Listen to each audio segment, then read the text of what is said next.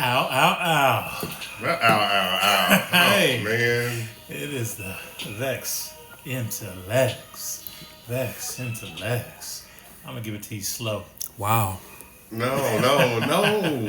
That's the way we rock that. Folks, right. I'm not in charge of the board today, so... Yep, that's right. This is the Vexed Intellects takeover by your boy, Jameson St. James. Welcome to the show, everybody. How's everybody doing? I'm doing well, sir. How are you guys?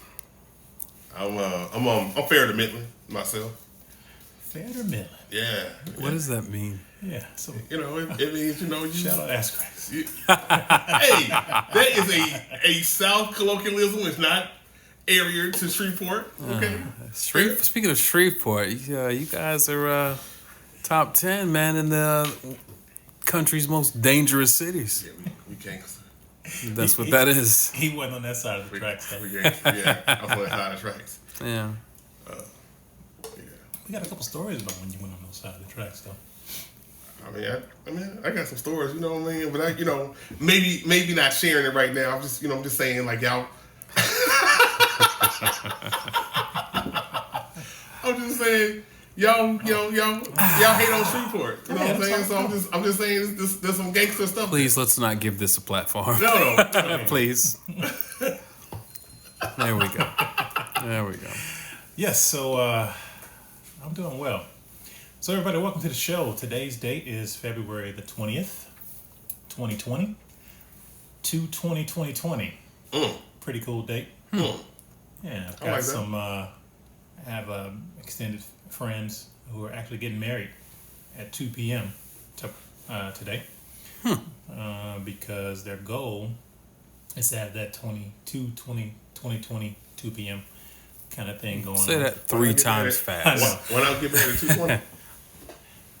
You on your way. Yeah. That being said, I'm going to jump right into today in history. A couple fun facts. The first thing I actually like to bring up, not very common historical facts. We've got in 1725, the New Hampshire militiamen partook in the first recorded scalping of Native Americans by whites in North America. Wow, that's a fact for you. Yep. Wow. So, in 1725, that was the first time it was recorded. It was quite interesting. I always think of, how many actually occurred before that. So, 1792, the U.S. Postal Service was created by George Washington. It's a pretty cool little fun fact there. Yeah. I didn't know that. I didn't know that Washington had a hand in the USPS. I didn't either. Very cool, though.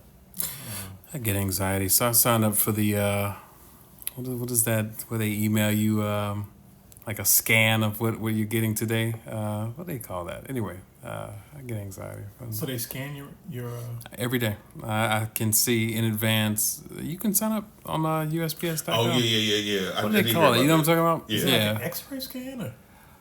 They just scan your mail, and if you have a package, they just post the tracking number. Yeah. But yeah, priority. Anyway, but it's pretty cool. But it is. I get anxiety because I get nothing but bills. So I guess that's why I hadn't signed up for it. Yeah, I need to stop because I hate it. I don't even get those bills delivered. That's smart man. I don't even have my mailbox don't even have a lock on it.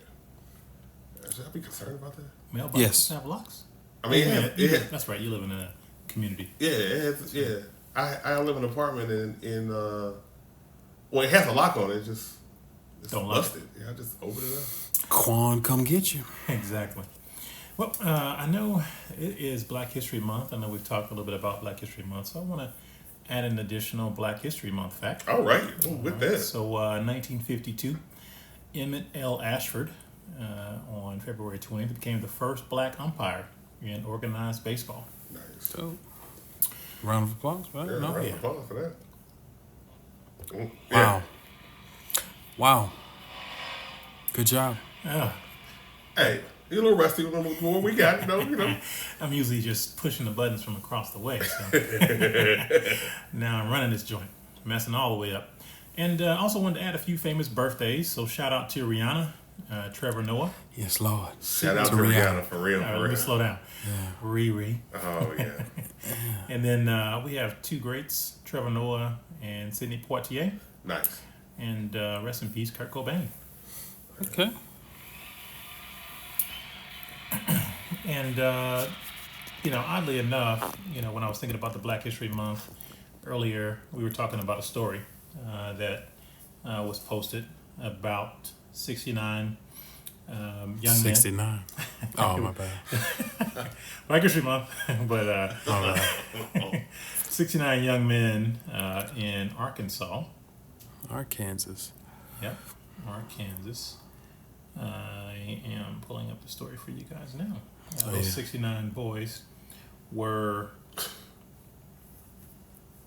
locked into their dormitory. You can go. No, it's this one. I have what you're looking for, yeah. I know that one. That one you have memorized. Exactly. So we had 69 black boys that were padlocked in their dormitory at school, and then it was set on fire. In 1959, the place was Wrightsville, Arkansas.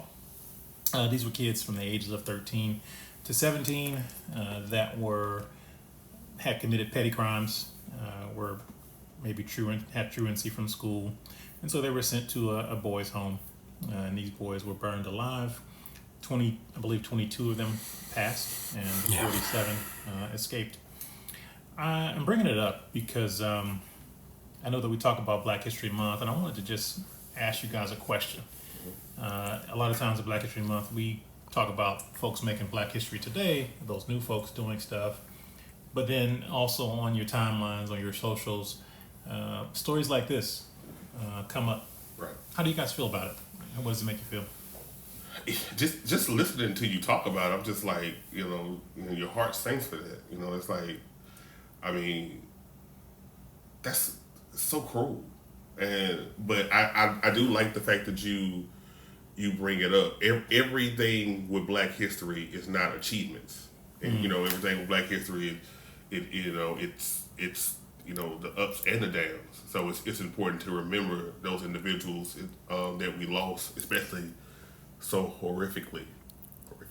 I said it right. Yeah, you did. But no, it's important to remember those people because it's part of our history. One and two, it's something that you shouldn't forget, especially today in 2020 with the climate is, and whether it's it's covert or overt racism.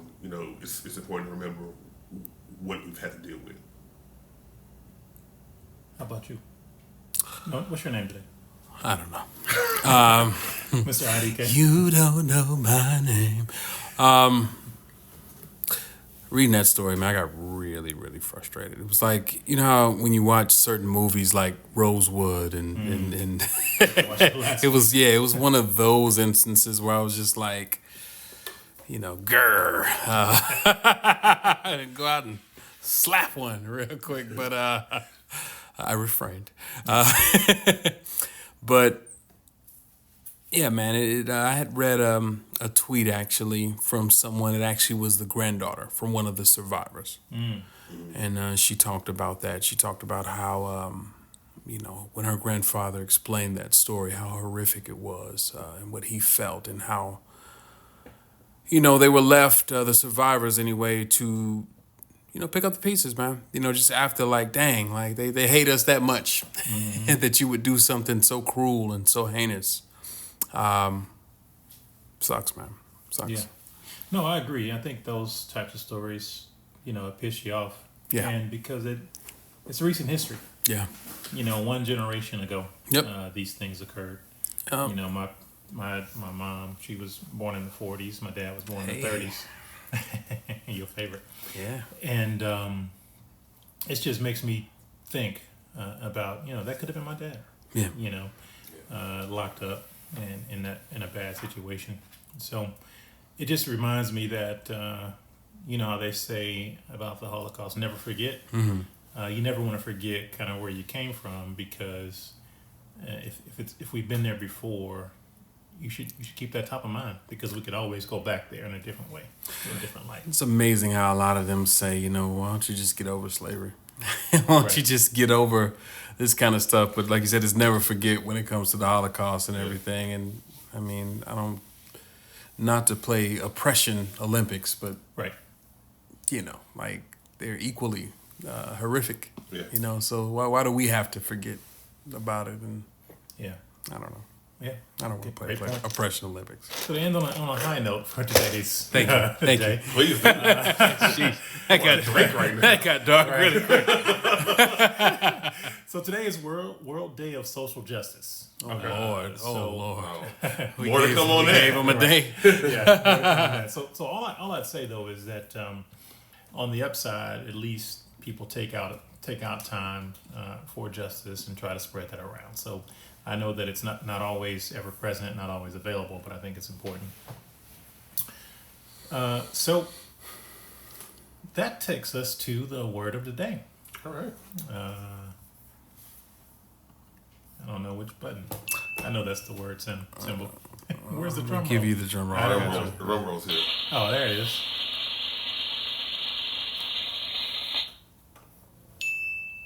All right. Yeah. Teamwork Wow. makes the dream work. I like it.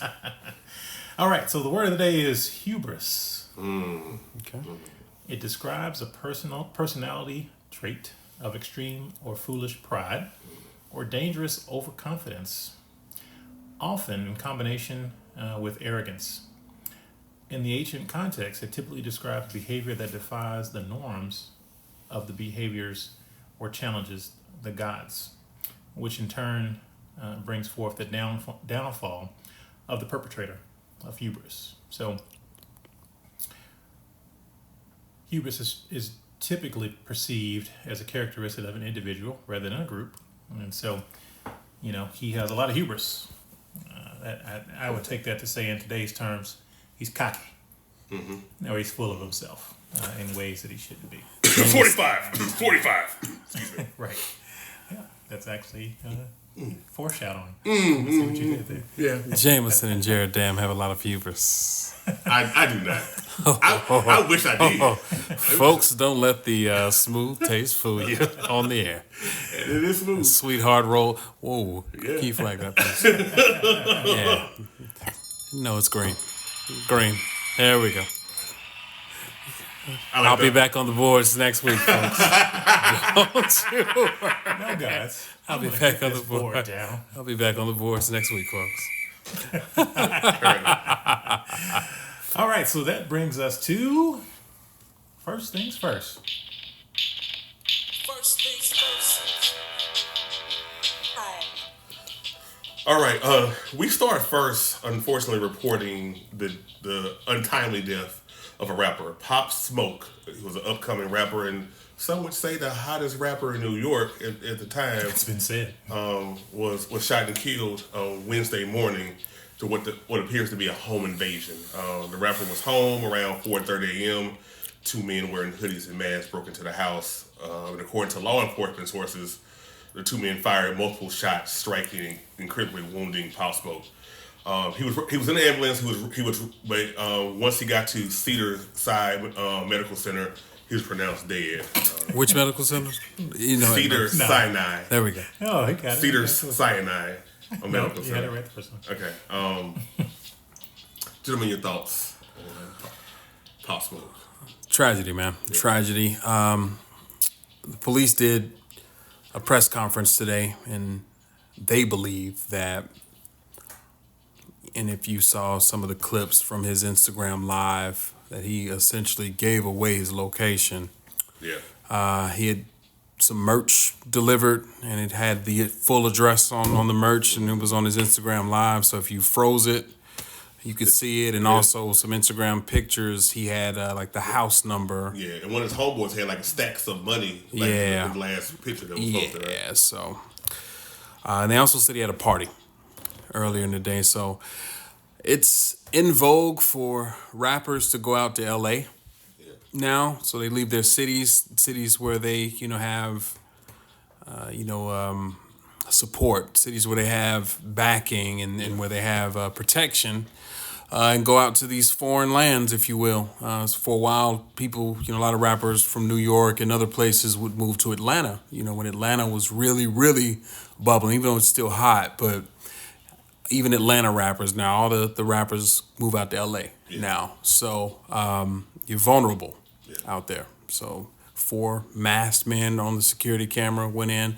They said the home was owned by one of the Real Housewives, somebody Mellencamp or something. So he was actually renting it from one of the Real Housewives, or Beverly Hills or Hollywood, whichever one of those. But tragedy, man. 20 years old, promising career. Definitely the hottest rapper out of New York. So you hate to see it. Yeah, definitely very sad. I always wonder, are the home invasions and the killings like that happen strictly related to what they're doing on social media, right? Yeah. It's like you're out there on social media, you're flexing, you're flossing, everybody knows you have jewels.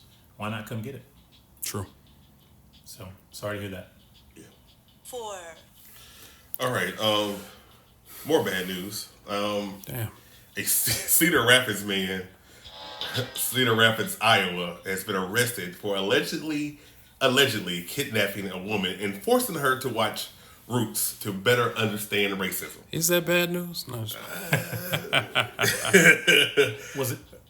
He was arrested on Monday for holding a woman hostage for the 9-hour miniseries. When she tried to escape, he said that he threatened to kill her and said if she left. So obviously, he's facing charges for first-degree harassment and false imprisonment.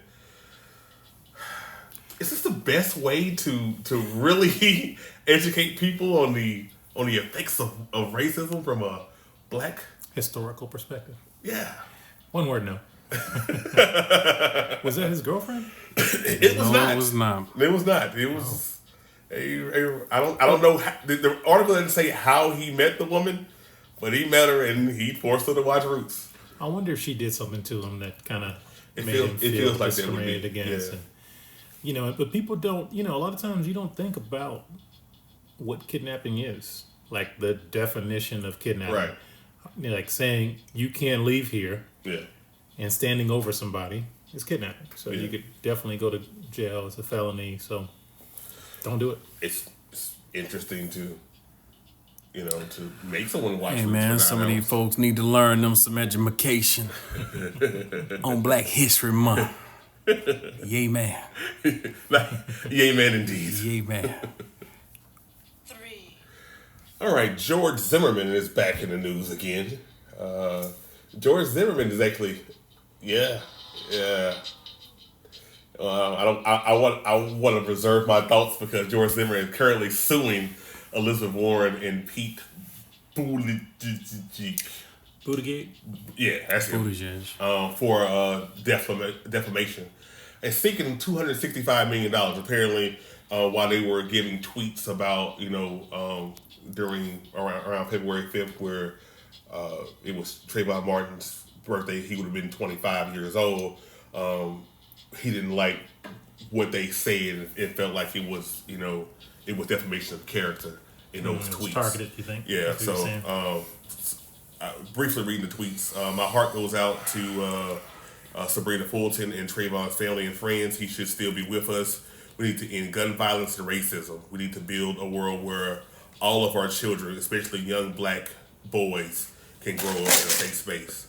And Pete wrote, Trayvon Martin would have been 25 today. How many 25th birthdays have been stolen from us by white supremacy, gun violence, prejudice, and fear? Hashtag Black Lives Matter. Yeah, George Zimmerman's not having that. How y'all feel about George? Well, first off, pander to that's both what I of was them gonna say. for that. They both tweeted that on Trayvon's birthday, which was February 5th, I believe. Yeah. And he has no case. They didn't mention him by name. They didn't say anything, to assassinate his character, for lack of a better term. So, yeah, I don't think he has a case. I think that it's a grab. It's an attempt. It's a money grab. He didn't have a shot in hell. I'm just going to be completely frank. That tells me that he's probably out there struggling financially right now, and he's just grasping for straws at this point. Yeah. I wonder, does he get paid at all for mentions? Like, has he incorporated his name or trademarked his name? That way, every time he's mentioned in the news, he has to get paid. That would be a very smart move for somebody like George Zimmerman. It would be, actually. Yeah. Because that's all he's got. Hopefully he's not listening to the podcast right now. We don't want to give him any tips on how to get over. I might need to trademark his name. Because he'll be back in the news. Oh, he will be. He definitely will be. Yeah. Send bills out. 2, All right. Your boy, 45, is on a pardoning. Can you mute me, please? He's on a pardoning spree. He's pardoned several individuals, and up in the news, we actually have allegedly he's reported to have offered to pardon the WikiLeaks chief. For him to say that, I'm messing this up completely. Yep. For him to say that Russia did not hack the 2016 election. So I know briefly we talked about prior to us being on mic about the pardons themselves. So I want to kind of get your thoughts on the pardons of the individuals that he did, as well as the thing about WikiLeaks. What are your thoughts on that? Well, shout out Blagojevich, Chicago. Back in these He streets. did nothing to nobody. Now, he's actually a funny guy. Chicago politics are legendary for corruption. So, like, it shouldn't even be a crime for him. He was essentially trying to sell Obama's Senate seat when he was elected president. $1 million. Yeah, and he was sentenced to 14 years. He ended up serving just like 8. 6. Okay, yeah. Train being rammed. And then he also pardoned your boy, Jared Dam, a San Francisco 49er fan, Eddie DeBartolo, former owner. Eddie DeBartolo Jr.? Yeah, the 49ers. I don't know why he pardoned him, but whatever. Honestly, I got no idea. Yeah. Cronyism. So, Yeah. with that said, Julian Assange, his play, in my opinion, this is a desperation play because he's in custody right now, and he's just, again, to use the term that I used in the last segment, grasping for straws. So he's like, yo, you told me you protect me, and you let me go down. So that's probably what that's about. That's why he's snitching now. Yeah, he would have been better off sending a lawyer over to the Trump White House, I think, than coming out in media because there's no proof. He's got nothing in writing. No face, no case. Exactly. So, but I think it's, it just shows you how far that Trump is willing to go in order to prove that he's the biggest man on the block. And this is part of his revenge tour for being impeached. All right, and we have 1, one more. Thank you very much. So timely. How long does it take a man to fall in love? Apparently, That's how you fall out. That's how you fall out of love. girl, I gotta go. Yeah. Apparently, it takes less than 10 seconds, according to a report in the Journal of Archives of Sexual Behavior. Scientists claim that it takes men just 8.2 seconds to fall head over heels. They say that the longer the man gazes at a woman, the more interested he is. That was posted in the UK Daily Telegraph on Wednesday. Gentlemen, I've been gazing at Pam Grier since I was a little boy, and I don't know about 8 seconds. Well, been in love ever since. So could be 8.2 seconds, definitely low enough to follow. Claire Huxtable for sure. A heavy Been lust. in love with Lisa Bonet, Yeah, Keisha yeah. Nyquil. Yeah. Yeah. Keisha's local, so. I know. What's up, girl? You listening? Wow. I mean, hey, Kim. Yeah. Hey. I've been drinking. So they're saying in love for men, based on what? Just I don't know, studies or what? Because for me, I can't gaze me personally, I can't gaze at a woman for an extended time frame and fall in love. I can fall in lust with a person in 8.2 seconds. Probably less than that. So, let me ask a question though. Before you guys were jaded and used up, Wow. would you have I'm been jaded and able to used fall up. in love? Yeah, I'll listen. have you know, sir, I am not used up. I am spry. Oh no, I'm used up. You mean point at me? Pick you. Would you have been able to fall in love faster? Like, do you think there was a time in your life where you saw a woman, you were smitten by her looks, and you pursued her and ended up being in love or something close to it? Freshman year in college. Of Okay. course. As we stated on previous podcasts, no need for a Of story. course, of But as course. we said on previous podcasts, maybe it's a little bit of a story. I met her. Go ahead. Yeah, it's been a while. Pause. Right. Pause. Right.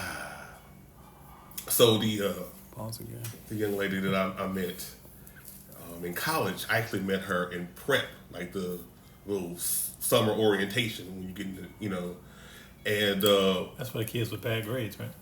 no, well, yeah, because I had to take it. So you could get I had it. to take a remedial math course to pass, or whatever. Math's not my strong suit. Anywho, I met her there, and just by looking at her and just talking to her and getting her energy, yeah, I was smitten, and it probably was some 8.2 seconds stuff. But now that I'm a grizzly veteran, I can't see that at all. You're a Yeah. vet in the streets. Oh yeah. All right, Jeezy. Yeah, for shizzle. Hard-nosed vet. Hard-nosed vet, but Gotcha. yeah, I think for something like that, you have to kind of gauge, people and what year they're in, what their exposure to love was. So if they're a younger young man, I can see that happening. Okay. With all due respect, I think that study is a crock of by God shit. No. 8 point whatever seconds. That makes no sense. Like you said, lust, smitten, especially with men and how we are, with physical and how we're attracted. But yeah, that's ridiculous. Come on. Heavy lust for sure. Yeah. So today, we decided to go with an extended first things first. We got a couple B-roll topics.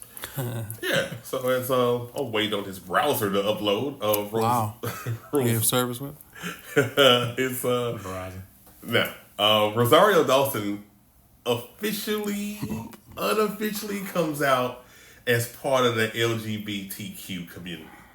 So in an interview she had with Who is that hand clap for? Who's the clapping for?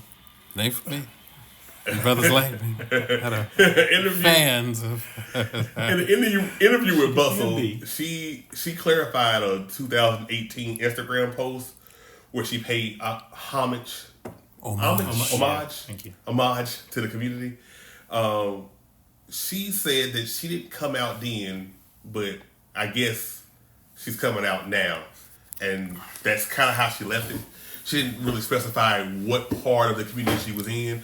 And as y'all gentlemen know, she is currently dating Senator Cory Booker. allegedly. Yeah. Does that make her officially a beard? I don't know what that makes her. I just trying to get y'all thoughts on it. Is this an official come out? If you don't really come out, This saddens me. That's what I'm gonna say. I'm happy for her if she's found happiness, but this saddens me. I love Rosario Dawson. why is it saddening? Tell me. Explain more. Because, well, you know what? I withhold On my list. these thoughts, as Jameson alluded to. It could be her letter in the alphabet could be B. So, in the event that she is still I would think so, because if you're currently dating, allegedly currently dating Senator Booker, that would make you a B in the LGBT. B for beard. that's toxic. That is toxic.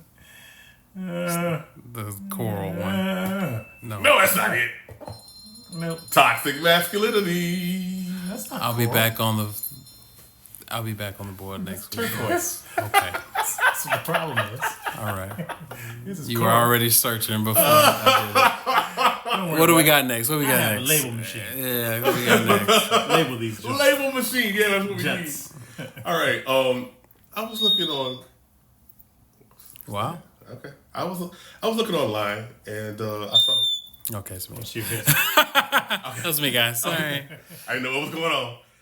I saw that Genius actually posted a question that if you were to construct a hip hop Mount Rushmore, Mute me, please. I'm not participating. What? Jay-Z, Andre 3000,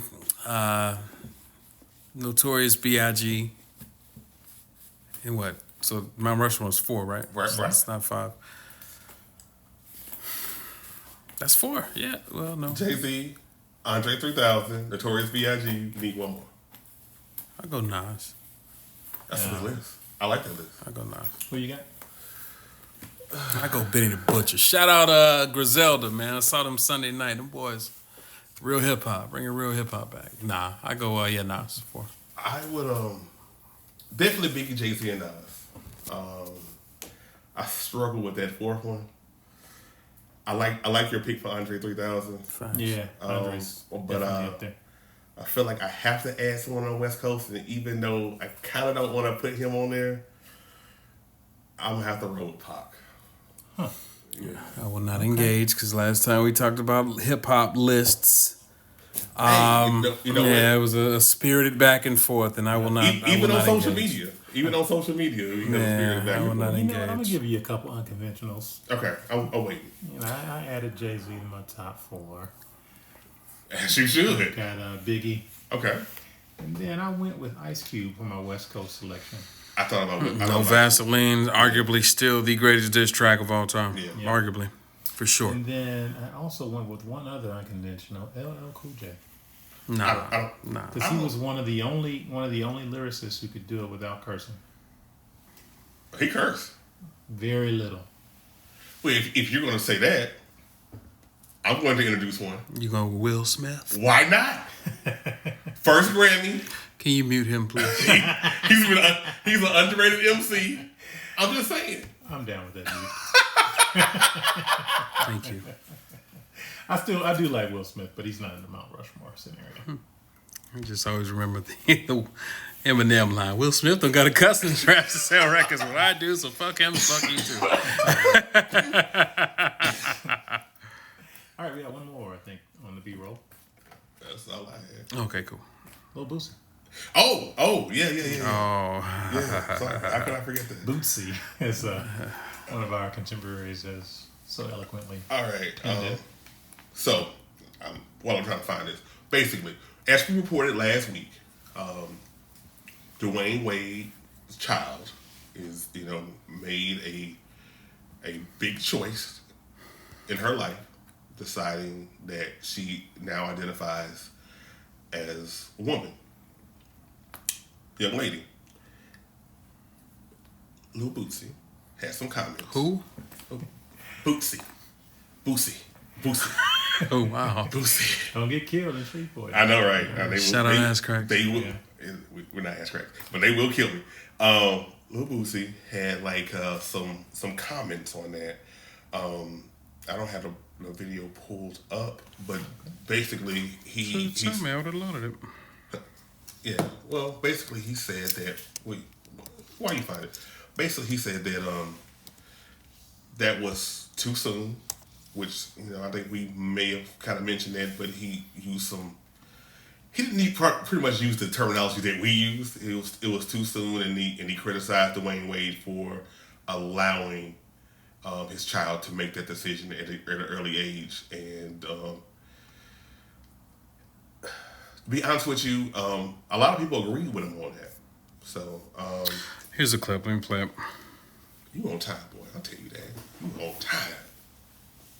Does that mean you're not? Oh, I'm not on time. No. I gotta say something about this shit, bro. Dwyane Wade, you gone too fucking far, dog. That is a male. A 12-year-old. At 12, they don't even know what their next meal gonna be. They don't have shit figured out yet. He might meet a woman, anything at 16 and fall in love with her. But his dick be gone. How you gonna, bro, you going too far, dog. Don't cut his dick off, bro. I'm not gonna play the whole clip, but that's the gist of what he was talking about. Again, not as eloquently as we made the argument last week, but I didn't make that argument. oh yeah, not at all. Gentlemen, your thoughts on what Boosie is saying? Like you said, I saw some support for it. First off, mind your business, mind your own kids, mind your own family, right? Right. That's, I think, the safest way to avoid these types of controversies, especially in the sensitive times that we live in today. But on the flip side, Dwyane Wade is essentially going out on a tour. Yeah. And he's using his child's sexuality on this tour, and he's talking about it at every stop. So you're inviting people to engage in conversation. Criticism. Yeah, and you open yourself up and your child up to being criticized for y'all's decision, which I don't think anyone would have a problem with you supporting your child. I think a lot of people that are against what they're supporting, it could either be due to one or two things, either religious beliefs or because of the age of the child. So Zaya is only 12 years old. And as we've said on this podcast on several occasions, the brain isn't fully developed until, 25, 26 years old? Right. According to science. So, think about when you were 12. Think about when you were 13. You change your mind all the time. You know what you wanted to eat that night, let alone, so something as important as sexuality. And Dwyane said on one of his appearances this week that the child knew that they were or identified more as a woman at 3 years old. So, he knows his child. But I guess I say all of that to say that I can maybe see both sides. Yep. I can see both sides.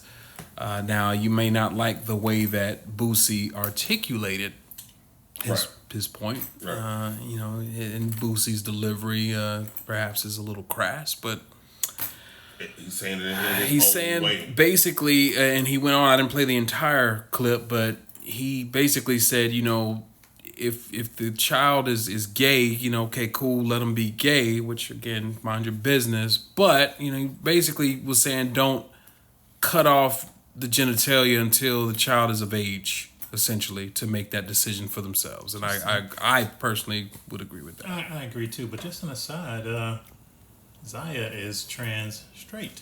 Right. Term I didn't know. What is that Before, for our listeners? This conversation took place. So trans straight, because he identifies as a she and is interested in boys, that makes him straight or her straight. So trans straight. That's a new term for me. Yeah, never heard that before. Me It's new. Yeah. I mean, I guess it makes sense to identify, to categorize it. it. Yeah. People don't know. Hey, it's interesting. There's a level of learning, I think, that comes along with this controversy. Yeah. And I think, me who feels like I'm an ally, on a lot of things, I get it, right? I understand that there are a lot of people in this world who said they knew when they were 10, 9, 8, 12. Close family members of mine said they knew at 10 and 12. And I think that knowing and choosing is one thing, but I don't know. I still, maybe in my closed-mindedness, I feel like 12 is just very young to make that decision. Well, they hadn't necessarily said that, like, a procedure is about to take place. No, right? I'm not talking about. Yeah. I'm just talking about just.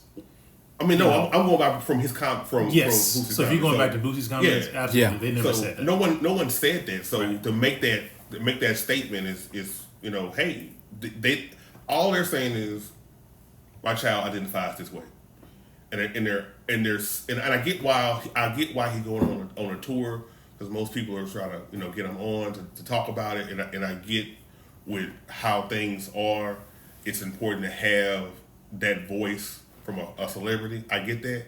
But no one has said any major plans. No one is sitting there developing any family secrets saying, hey, well, this is what we're doing and here's the next steps. First of all, I would think that from Gabrielle and Dwyane's standpoint, that would be pretty crass to be like, here's how we're doing everything. That ain't got nothing to do with us. That's family business. Right. But if you hadn't sit there and said, hey, this is what's going next, no one has an opinion on it. It was in their family. They're only opening up that much to help other people who may be going through the struggle, but they're not putting out a plan on what's next because it's their business. Facts. Yep. Long and short of it, you got to handle that stuff in house, and that's that. Here we go. All right. So next up, we've got You Glow Girl. Yeah. Wow. Wrong one. We Next week, here. next week. At the Thank you. There you go. Intellects. Love the ladies. Yes, we do. And we want to take this opportunity to shout out lovely women doing great things in the community and in our world. So who wants to go first? I'll hit it first. This week I nominate. Okay, fair. I nominate Shamara Henderson. All right. Can you hit the round of applause, please? There we go. Thank you, sir. The reason that I'm nominating Shamara Henderson, she just made history by becoming the first African-American appellate judge in the state of New Mexico, in the state's 100-plus year history. So, to Shamara Henderson, you glow, girl. You glow, girl. You glow, girl. Man. Y'all see them snapping? I didn't. I'll go next. I'm going to give my selection to Dr. Hadia Nicole Green.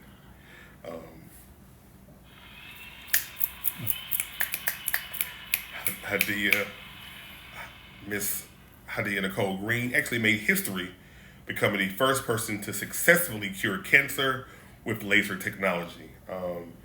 She is actually the second African American woman to obtain a PhD in physics from the University of Alabama in Birmingham, making big strides, doing big things. I just wanted to highlight that it's a big accomplishment. So, Dr. Hadia Nicole Green, you glow, girl.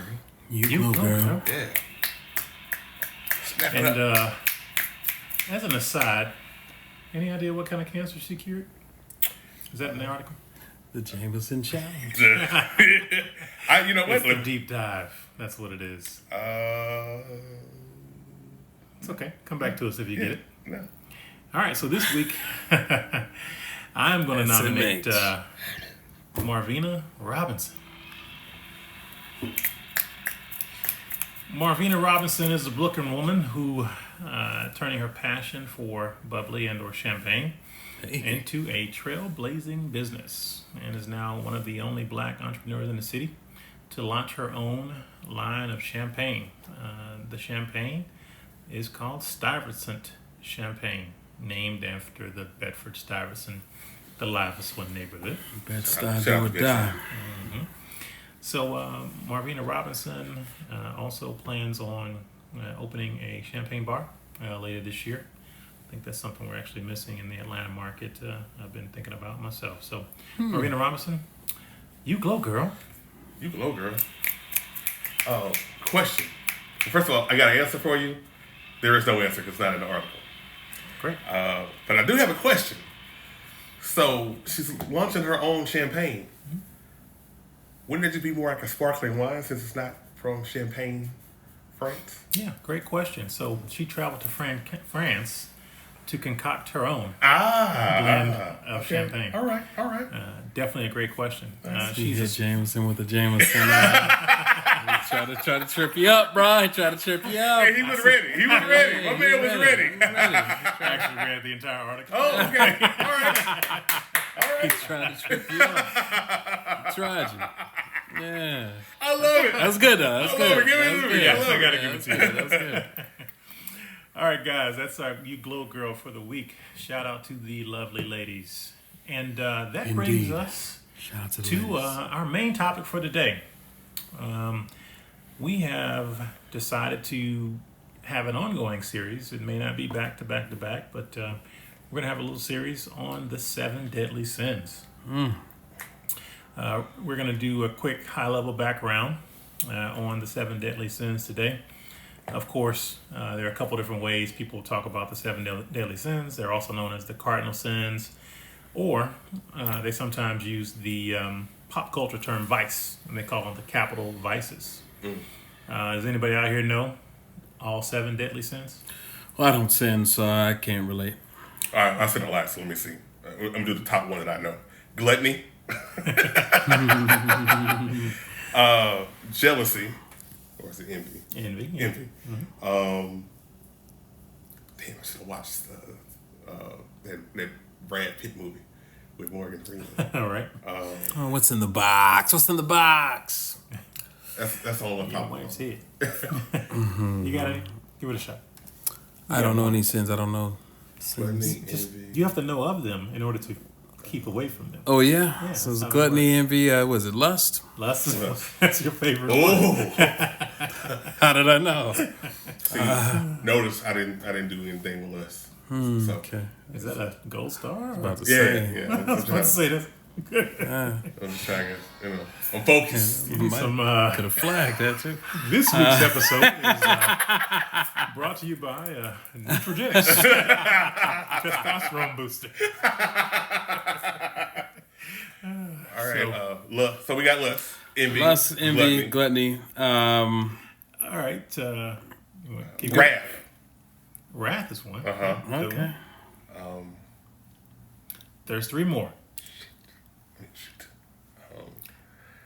Just go ahead, man. Yeah, go ahead. Yeah, I got it. I He got looked it. like he was trying really hard, so I I want was. to cut him off. I was. So we got pride, Fried. greed, and sloth. Sloth. Yeah. Sloth. What is sloth again? Sloth is essentially someone Laziness? Yep. Got you. Lazy. Well,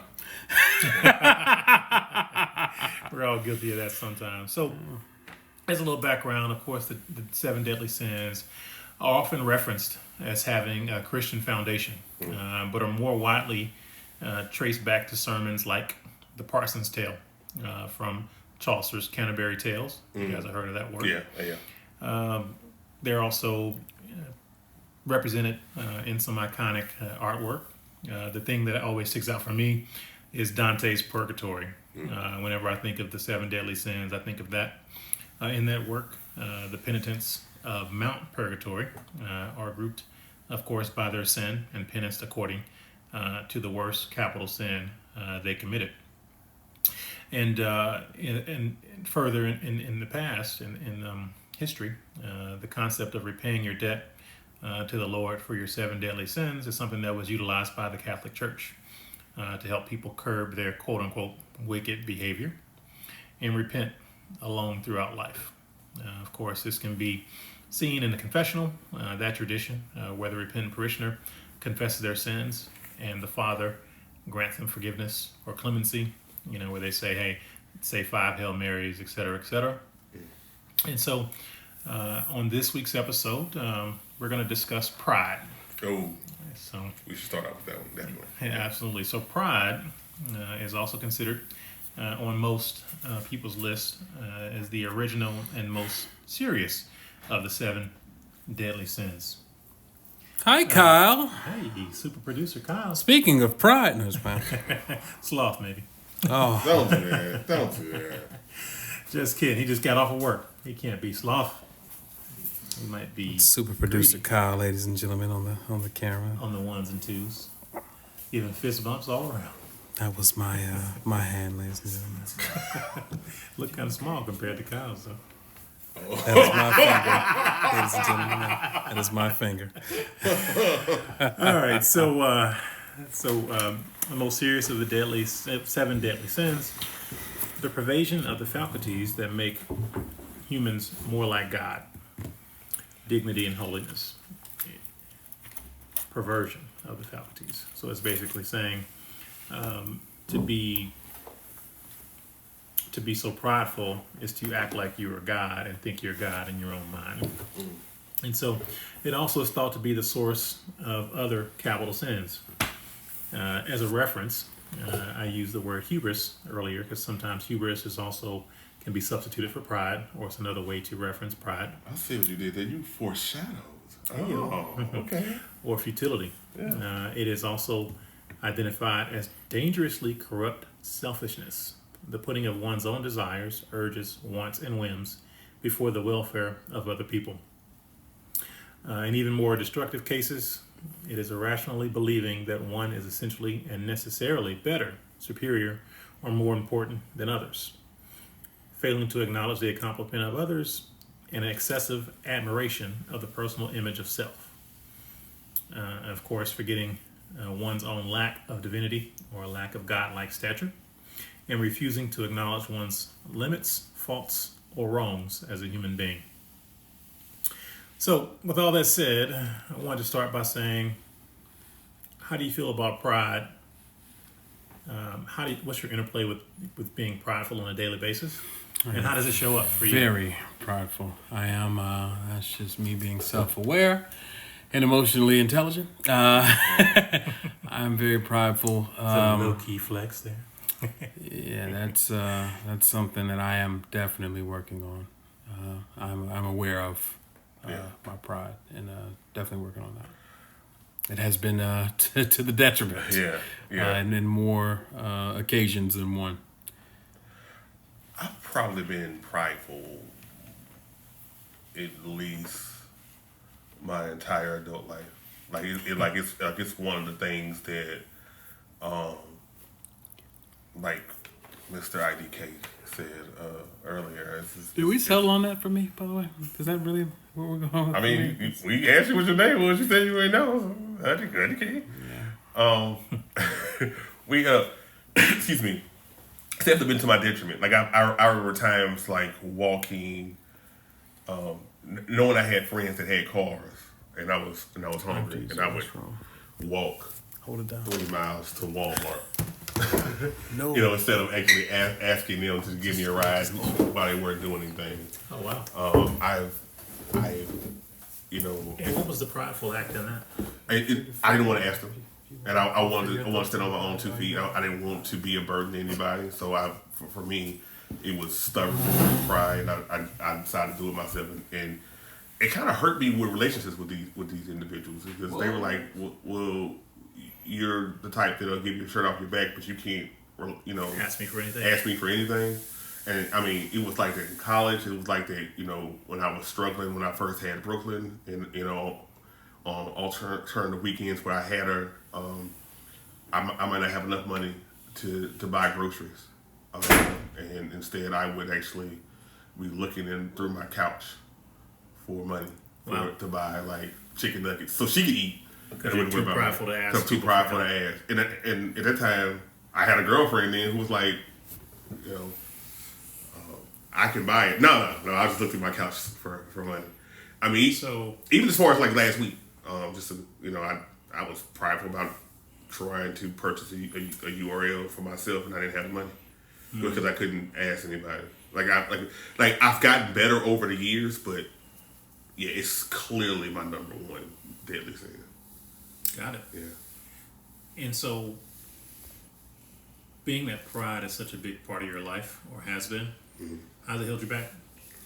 Oh yeah. I mean, it holds you back as far as, for me, it held me back as far as trying to learn how to network, because I can connect with people very well. On a single level, like a one-on-one level, I can connect with people and create a network. But to utilize that network for me to be, hey, I know that you do this and you do it very well, and we have a great relationship. Could you help me with this? Because for me, it's like I'm so prideful. I can't ask you, because you could ask me for stuff and I'll give you a shirt off my back, but I can't ask you because I should know how to do it. It's my stuff. For help. Yeah. So for me, as far as even as a digital creator in the brand, when I've tried to create individually or as we tried to create on this show, there's been that struggle with pride. Like I'm more likely to do it because we're all a team. Yep. And so we all need to win in that regard. But if it's all just on me, the likelihood is I am going to be prideful and try to do it myself, which is a major problem. Fair enough, and it probably makes your progress a little bit slower than it should be. I'm like 10 years behind. Yeah, so for me, I think pride shows up for me in the fact, in a similar way. Like, I don't ask for help a lot. And if I do ask for help, I may ask for help from... Sorry? Ask for help a lot? I may ask for help from my mom, but I don't really ask for help from people. It's a very small... he's got your phone. Oh, yeah. Wow. It's a very small... Yeah. Well deserved. That button he nailed. Well deserved. Yeah. That's the one I always did. So, so for me, I think that, asking for help is big, and then thinking you know everything.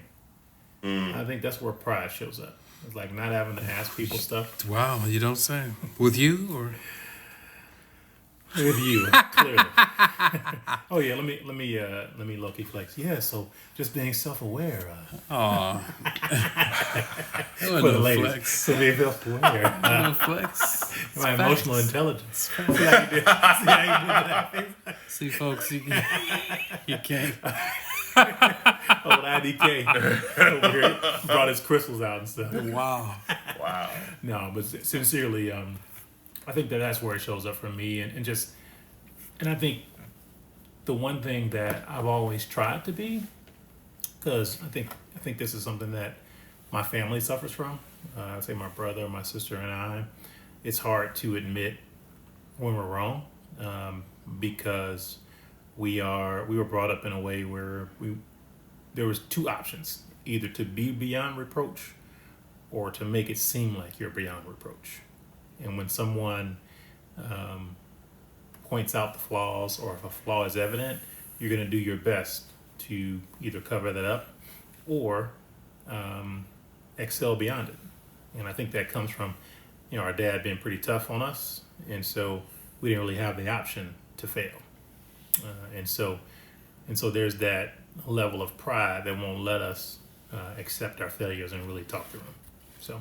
So for me, that's how it shows up. Yeah, I think I'm with you with regards to not asking for help. Yeah. I can recall a time when I was in college where, my mom found out that I was up there not eating as I should, and she cussed me slap out. Like, don't sit up there with no food, man. Let us know you need help. Let us know. Because I had a little fast food job at the time, and, I'm sitting up, like, dang, I should have, money. I think minimum wage was like $5 $4.25. Yeah, something crazy back then. But anyway, I'm still that way. And if I peel back the layers of the onion, I see what you did there. I think that comes. I think for me that kind of comes from if I had to origin story this thing, it probably comes from just not wanting to give anyone anything to hold over my head. You remember that time I helped you out? Now you remember, when I helped you that time. Like I never wanted anyone to have that over me. But I can definitely say the one thing that I've definitely learned in my adulthood, especially in the more recent years, is we all need help in some capacity. Yeah. And it's okay, man. It's okay to ask for help. It's okay if you don't know something.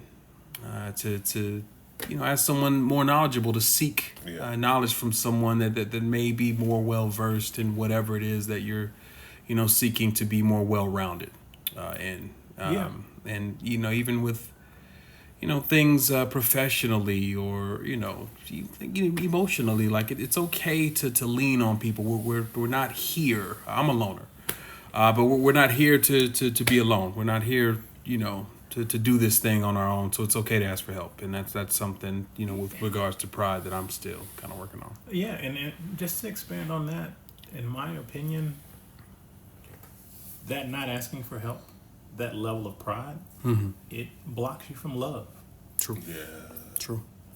Because so many people's expression of love is to being able to help Yes. and care for and get in the trenches with you. True. Right? That's my expression of love, and I'm blocking other. You're blocking your own blessing. And it's like, people want to help. Yeah. People genuinely are good people, right? I think that people, a lot of times when there's a clash, it's just that people are trying to be loved, right? And to give love. And I think sometimes when you have that pride, it keeps you from letting people in. When you don't let people in, there's a whole level of love that you're missing out on. Yeah, I can recall, a young lady that I had met, and, I give them the spiel. I think I've said this on the podcast before. I'm like, what are your intentions, young lady, with me, or whatever? And, I say that jokingly most of the time, but I mean that shit though. But but yeah, no, we were just talking. I forget how it got brought up in the conversation, but it was something along the lines of, hey, I don't really need anything, from anybody. And she was a bit vexed, for lack of a better term, about that, because she was like, well, how do I create value? How can I? So to your point about some people, that's their way of, showing love. That's their way of, through giving, through helping. So her thing was like, how do I create value with you? How do I create equity with you if you don't need anything from me? Or if there are no opportunities. Yeah. There's no with them to doing anything. Yeah. And it's funny because for me on my end, I judge people by their willingness or their, I don't want to say willingness, but that being a part of who they are. Yeah. Like wanting to do stuff and wanting to step up and wanting to be there for me, even in the face of, hey, I got me, is something that I think is a quality that, in my opinion, comes with unconditional love, right? I think that level of being there for someone, even in the face of their pride, when you know they need it, even if they don't say anything, that is the true test of love. One of them, at least. For sure. So, that being said, there's a couple things I want to ask. So, today, in our social media culture, we've talked about it, cancel culture and people on social media, they only talk about their wins. Like, when you're talking about those wins and that's all you put out there is success, how does that play into pride? Does it make people more prideful? When you look at the coaching world, and if you have a personal coach or a business coach or a work coach, they'll tell you to focus on your strengths and somehow figure out how to downplay or work around your weaknesses. Do those two things kind of inspire us to be more prideful, or does it accentuate our pride, our false pride, or our hubris? I think so. I mean, I think if you're constantly posting, your wins, I think that you're basically shedding light and highlighting your strengths and your areas of opportunity. Maybe you don't actually show or let be seen by the public. Y'all pass gas, man? No, I did not. Okay. But I think when you do that, you get to that point where you feel like all you have to do you can't show any weakness, so you have to show I win. All I do is win, no matter what.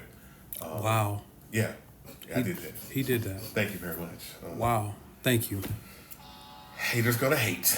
But I think that does show that. I mean, so you know what? It's weird. This is why I'm a complex person, because it's weird, because it's prideful as I am to not, for one aspect, not want anyone's help. I will get on social media and express my losses. I will get on there and express. I could probably do that better than my wins, which is really weird. Do you get more attention though for expressing your losses than you would to express your wins? You personally? I get more attention, but I think it's easier for me to do it because, I need to start being able to accept winning and get in the mindset of being a winner and not, woe is me, here's another loss. So, but to your point, yeah, there are some people there that will give, will do that for their attention, and in a sense, they're winning. Because I always wonder, right? When you acknowledge the tough times or the bad times, I would assume, based off of what I just said a minute ago, that people wanting to give and wanting to lift people up, that there is a consortium of folks who will jump right in and they pat you on the back and rah you. And conversely, I think when you celebrate your wins, there's a consortium of folks who will look for the downside or try to point out your faults when it comes to that. Yeah.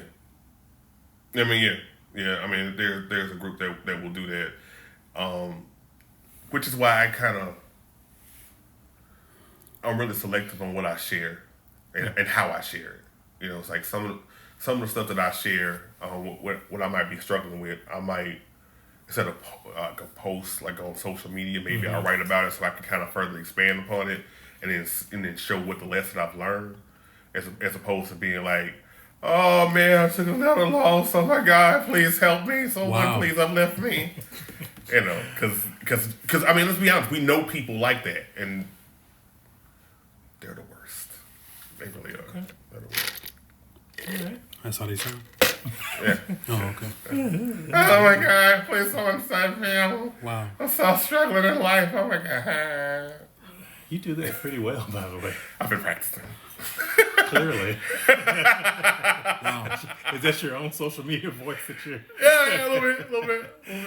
Fair enough. So I want to take a little step back. So we talked about the downside of pride and hubris. Are there rewards tied to it? Like, do people win because of their pride? I'll give you a good example. Donnie. DT. Does he really think that highly of himself? Does he really think he's can accomplish these things or has accomplished these things? Or is it just him relaying that confidence? And does that confidence, even though we all know it's not real confidence, but does that make him appear to be a more effective leader? Like, does it have a more upside than downside? I don't think you manifest a lot of the things that he's been able to manifest in his life, especially if he's allegedly not truly a billionaire or as rich as he kind of tries to put himself out there to be. I don't think you manifest that without extreme pride and confidence in yourself. There's certain people you just notice how they speak. So I've always looked at like interviews with Rick Ross or DJ Khaled. They never speak in losses, ever. And Donnie is one of those people, even though he kind of plays victim sometimes. Yeah.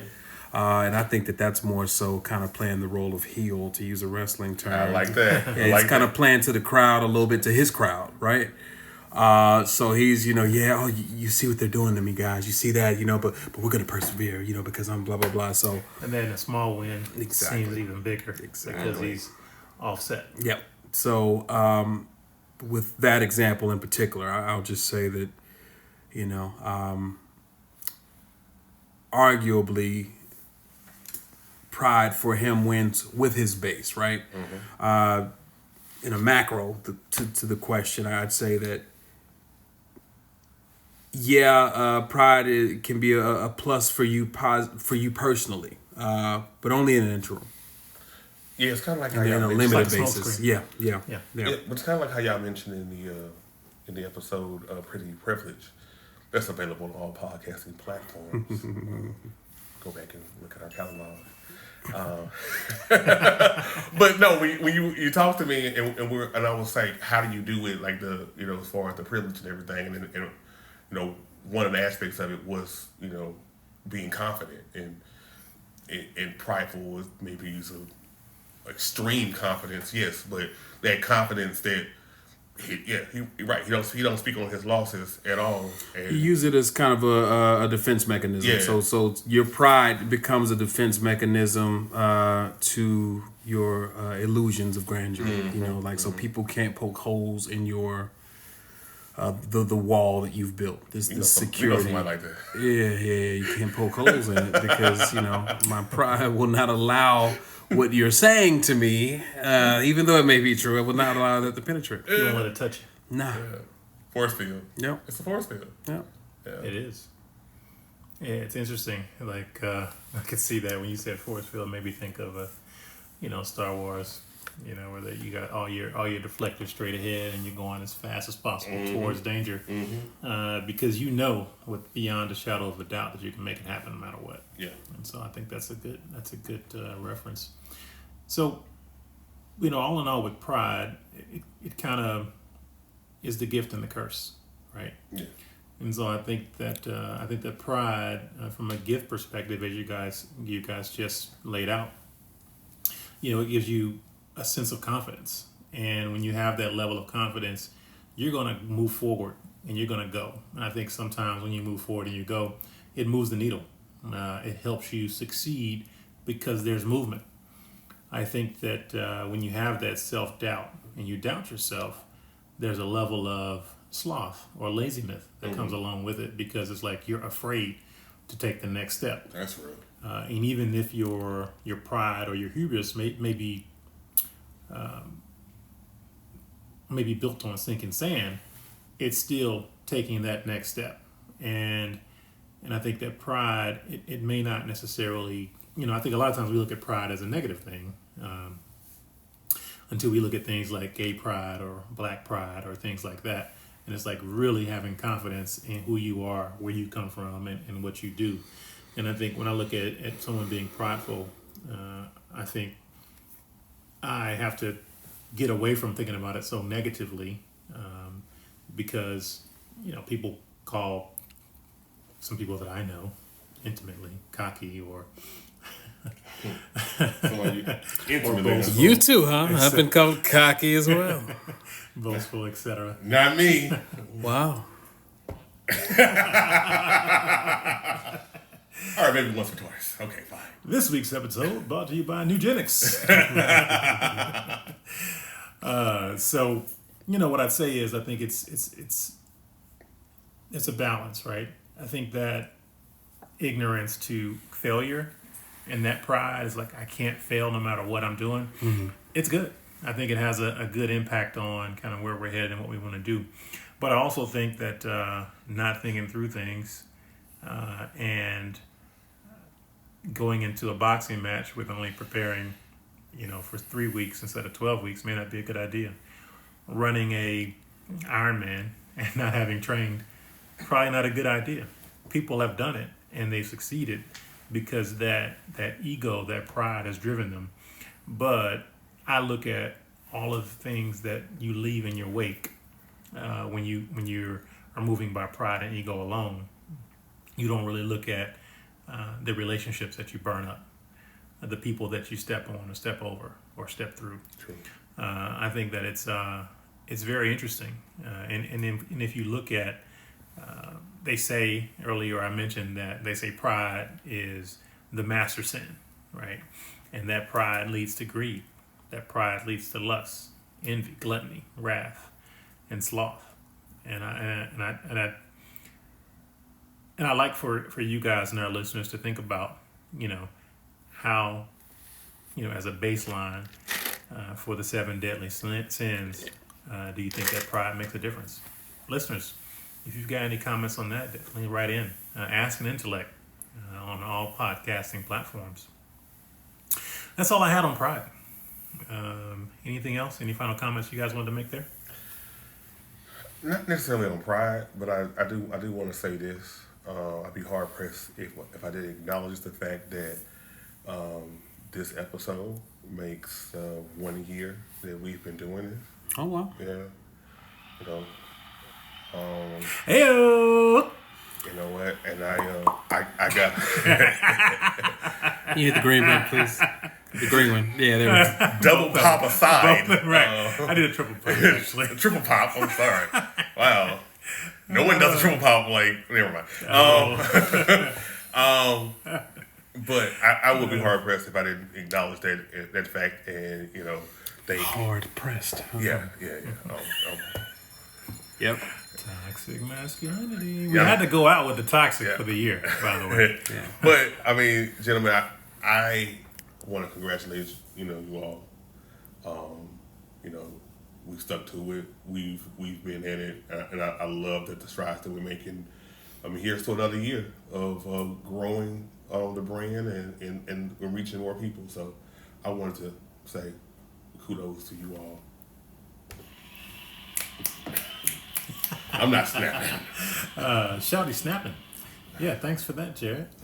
And to that end, you could have been anywhere in the world tonight. That's right. But you're here with us. We appreciate you tuning in and listening. Stay blessed and stay vexed. It's the Vexed Intellects. Get vexed. Peace.